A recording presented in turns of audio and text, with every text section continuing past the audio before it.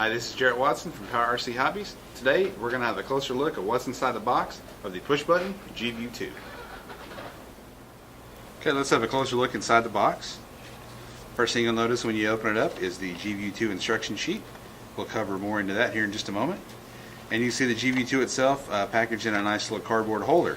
Kind of hard to get out. I found out if you just tip the box over, we'll get that out of the way.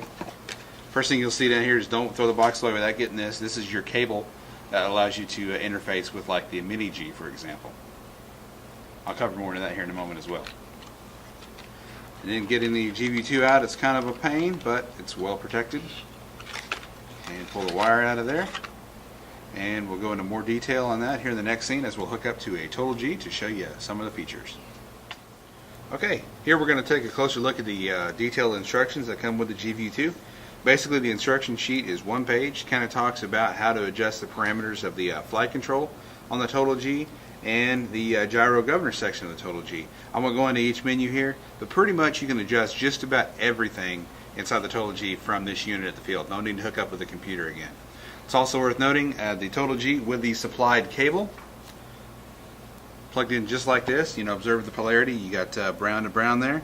As you can see, it goes to a standard regular servo style lead right there with this pin. With this pin right here, many of you guys have been flying a Mini G for a while have noticed that there's that little receptacle in the wiring harness of the Mini G.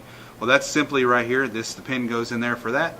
You plug it in your typical GView port right here, and then you can actually use the buttons and set up your Mini G gyro using the YEI-YE-GVIEW2.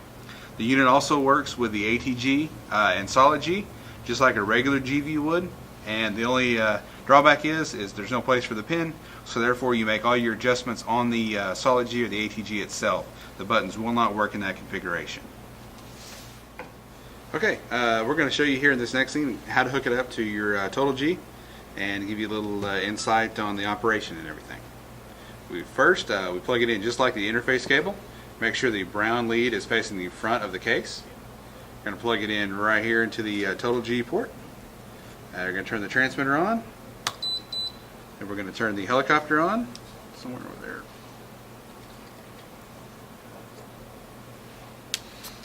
Okay, it's going to initialize real fast.